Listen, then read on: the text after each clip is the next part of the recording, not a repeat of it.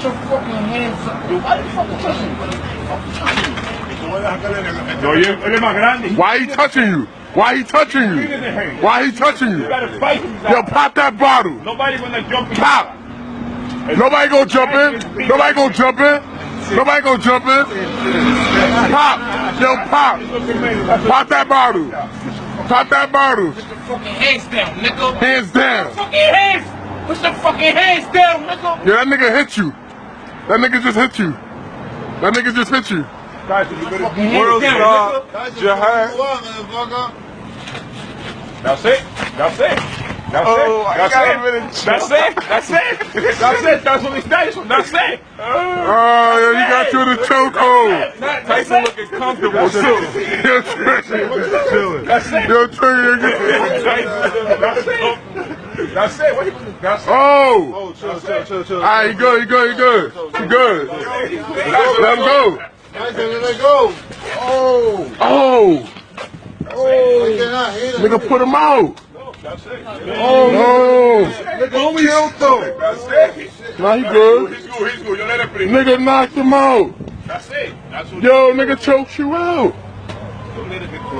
Yo. Yo, get up. Get up. Get up. Oh, you alright? Nigga just choked you out. Nigga put you out. What just happened? Nigga just put him out. Nigga Tyson. He good though. Speak. And boy, did we let him speak. And everybody has switched their channels and turned on to us to see it this morning. Let him speak. So let's get right to it, because R. Kelly is breaking his silence about the sexual abuse charges that landed him in jail last month. The embattled R&B singer spoke with Gayle for nearly 80 minutes yesterday.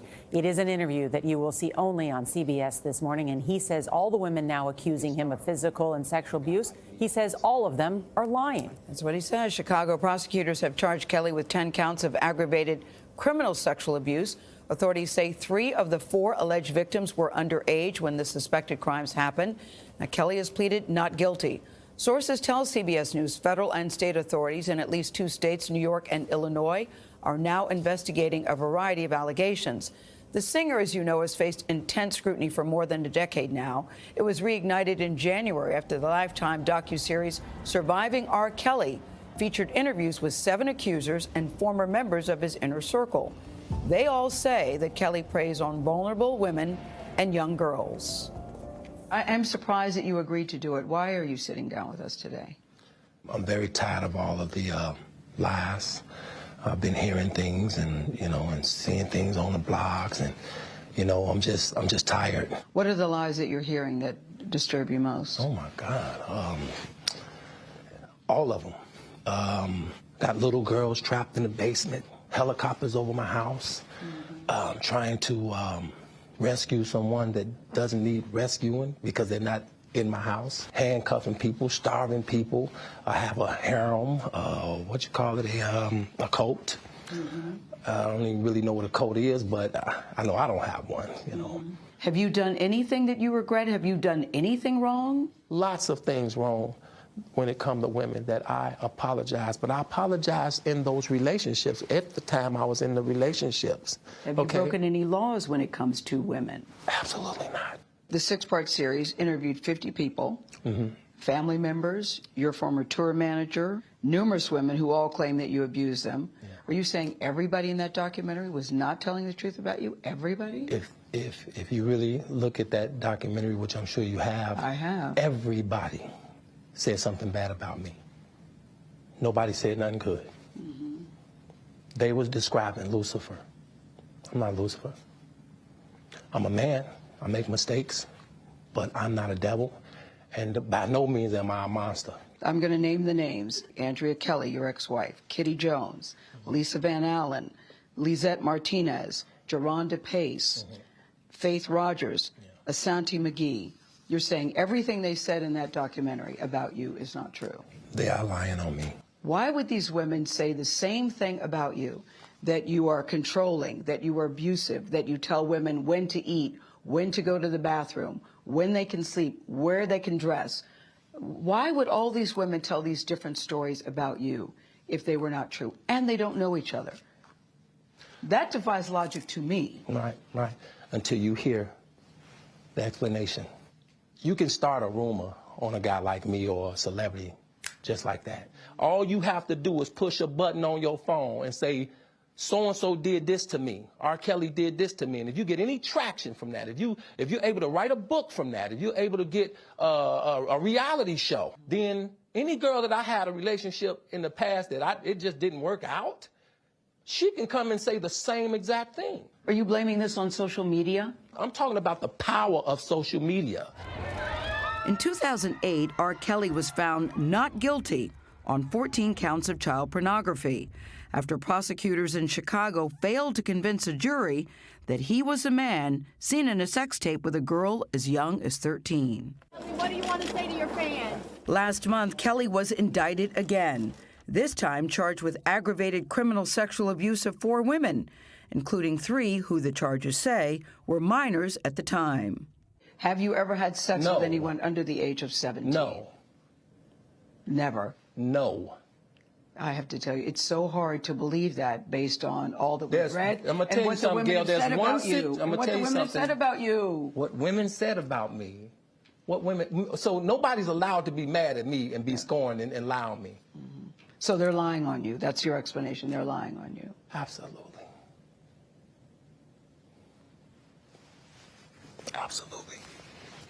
Absolutely. You feel that people have maligned your character. I have been assassinated. I have been buried alive. But I'm alive.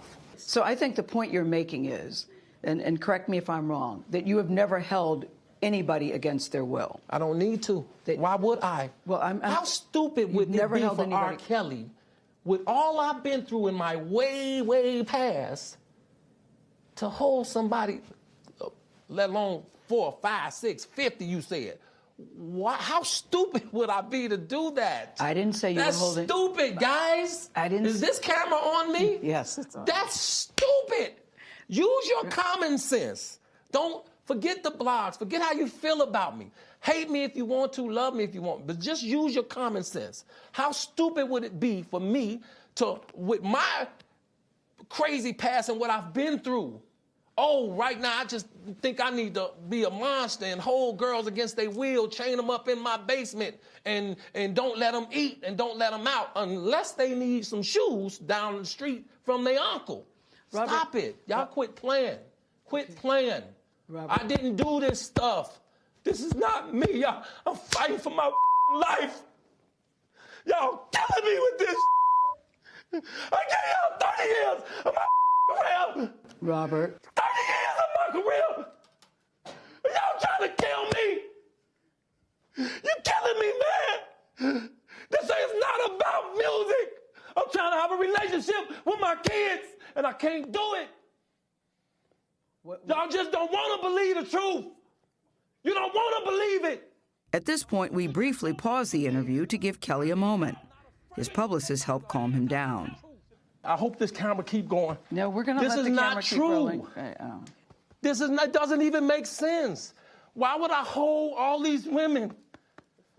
Their mothers and fathers told me, we're going to destroy your career. But Kelly's emotions remained raw. It's real girls out there missing. It's real young girls out there being abducted, being raped, okay? They really are on chains. They really do have chains on their wrists, and they can't get out. Robert, and they're ending up buried in deep. Robert, we have to have a conversation. This is really. not me. I don't want you just ranting at the camera. I came here for them to hear me talk. But I need help. What kind of help? This is the kind of help I need. Yes, what kind of help? I need somebody to help me not have a big heart, because my heart is so big. People betray me, and I keep forgiving them. You sound like you're playing the victim here. You sound like R. Kelly. You do. When I listen to you, I'm it just does telling sound the like truth. You're playing the victim I'm just card. telling the truth. And the reason I'm emotional, Robert, and I apologize for that, No, is no, because this no. is the first time I was able to say speak. something. Yeah. I've said nothing.